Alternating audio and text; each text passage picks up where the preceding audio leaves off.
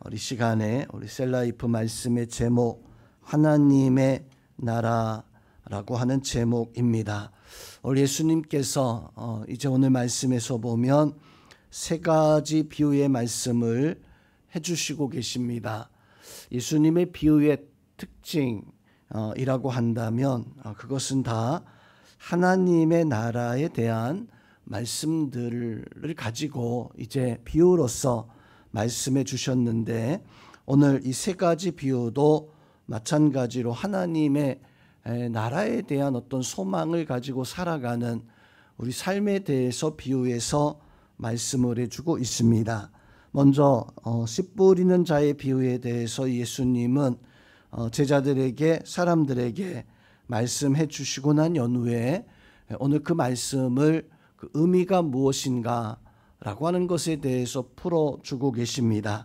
즉 많은 사람들이 하나님의 말씀을 듣지만 그 말씀을 듣고 결실하는 자가 많지 않다라고 하는 것입니다. 우리가 하나님 말씀을 듣고 결실하는, 그래서 30배, 60배, 100배에 대한 영적 소망과 또 열매를 가지고 살아가는 그런 은혜가 있어야 됩니다. 두 번째 비유는 등불의 비유인데, 등불은 본래 숨겨놓기 위해서 만든 것이 아니라 등경 위에 두어서 많은 사람들에게 비추기 위한 것인 것처럼 하나님의 말씀도 그러합니다. 우리가 신앙생활하면서 혹은 당시 유대 백성들이 하나님의 말씀은 숨겨져 있는 보화라고 하는 비유의 말씀도 있는 것처럼 하나님의 말씀이 숨겨진 것처럼 생각을 했습니다.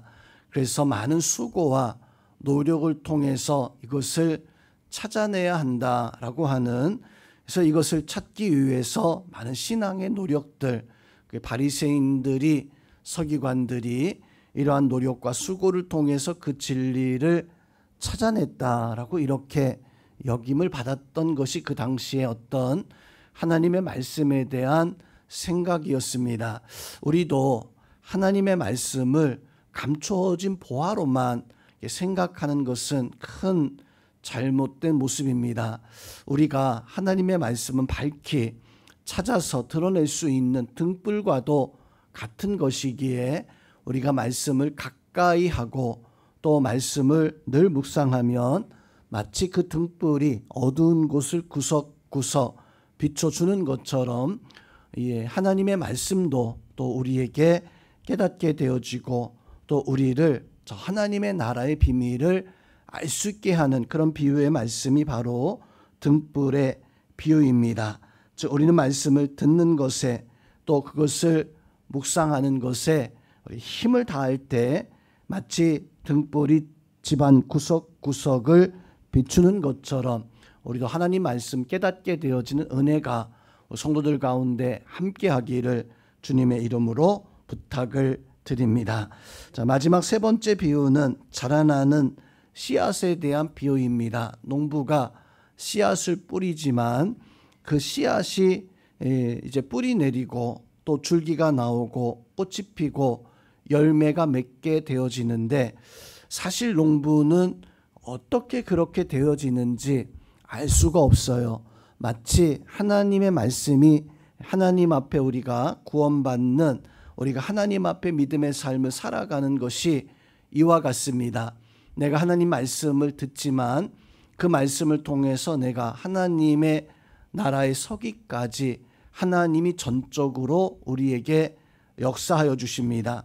그래서 내가 알지 못하는 때에 내가 자라서 이제 내가 하나님 앞에 좋은 선한 열매를 맺게 되어지는데, 그것이 어떤 내가 알고 깨달아서 이 다음에는 내가 무엇 해야 되겠다가 아니라 농부는 옆에서 씨앗을 뿌리고 지켜볼 뿐입니다.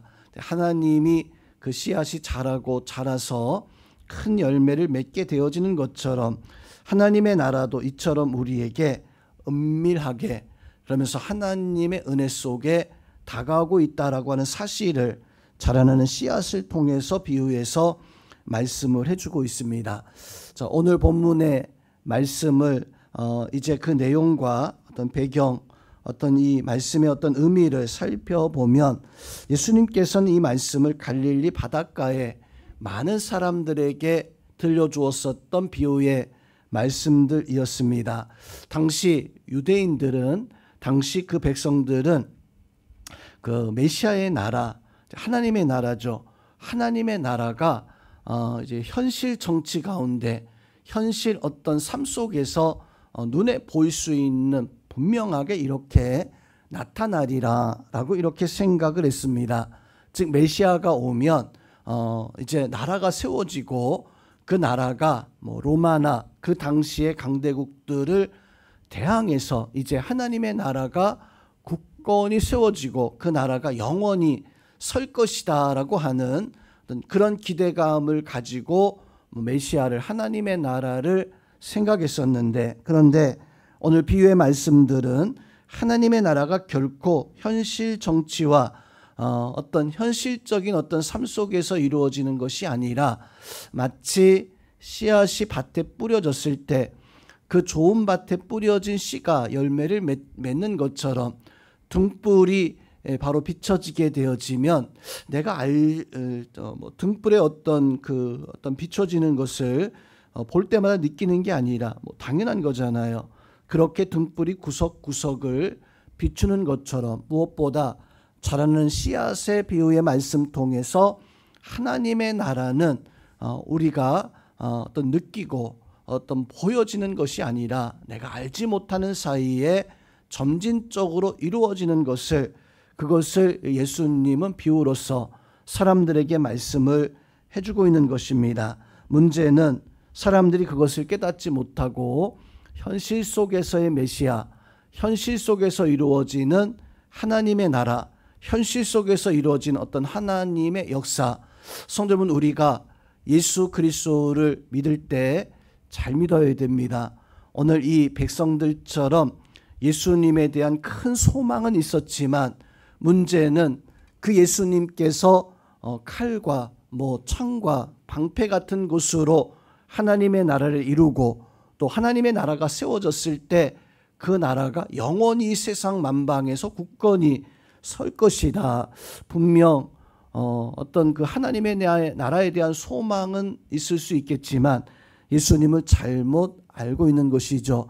예수님 분명 역동성은 있습니다. 살아있고, 그래서 우리의 심령과 골수를 변화시키는 것이 예수님의 역사이지만, 그런데 오늘 이 말씀 속에서 우리에게 증거해주고 있는 것은 각 사람에게 하나님은 말씀으로 찾아오셔서 역사하시고 그 사람을 바꾸시고 그 영혼을 바꾸심으로 말미암아 이 땅에 우리의 눈에 보이지 않지만 각 사람의 삶 속에서는 분명히 나타나지 아니하지만 하나님의 나라는 지금도 세워져 가고 있고, 때가 되어질 때 분명 예수님의 나라가, 하나님의 나라가 세워지게 되어질 것입니다.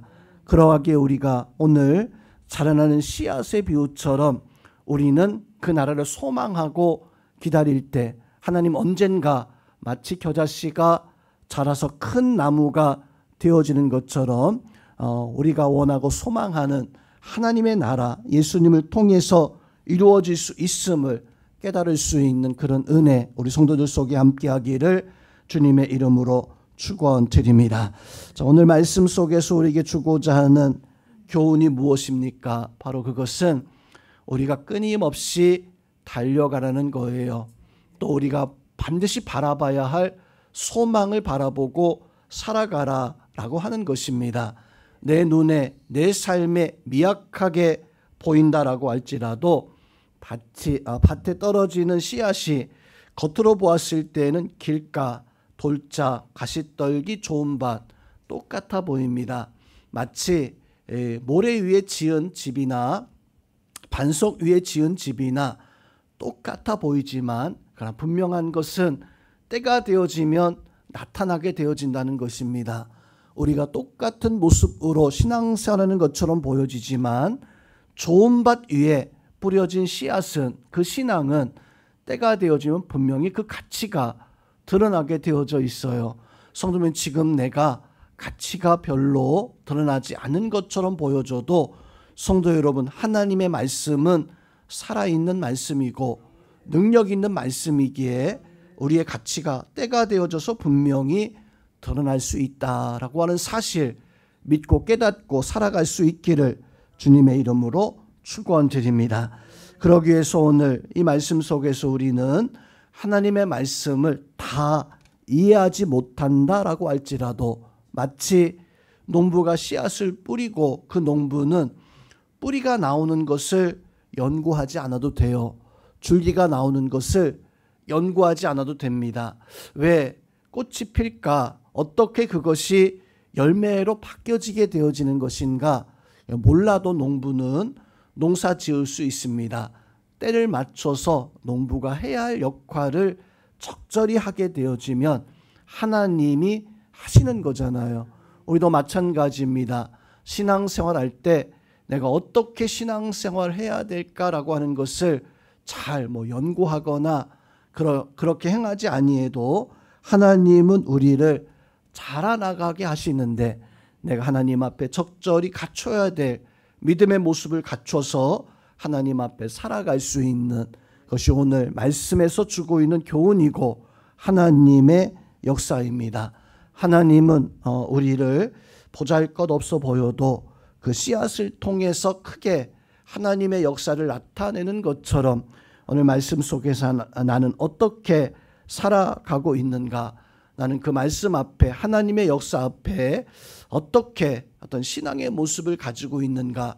당시 사람들이 눈에 보이는 가시적 하나님의 나라 메시아를 바라보고 소망했지만 결국 그렇게 행하지 못하였을 때 이들이 종료주일에 예수님을 맞이할 때 예수님이 자기의 나라를 세우실 분으로 그렇게 환영을 했었어요. 그런데 그만 그 마음에 들지 않았을 때 불과 며칠 만에 이 예수님을 향해서 돌을 던지고 침을 뱉고 저주하는, 왜 그렇게 되어집니까? 하나님의 나라를 온전히 알지 못하고 내 욕심대로 세워가는 하나님의 나라를 소망했기 때문에 그러했습니다. 우리 성도님들은 내가 가지고 있는 것이 눈에 잘 보이지 않는다 할지라도 나를 통해서 하나님의 나라가 이루어짐을 믿고 깨달아서 여러분이 자라 하나님의 큰 역사를 이루는 믿음의 씨앗, 하나님의 열매 되어진다는 그 사실을 믿고 오늘도 하나님 앞에 우리의 삶을 하나님 앞에 맡기고 우리의 달려갈 길을 달려갈 수 있는 성도님들 되시기를 주님의 이름으로 축원드립니다.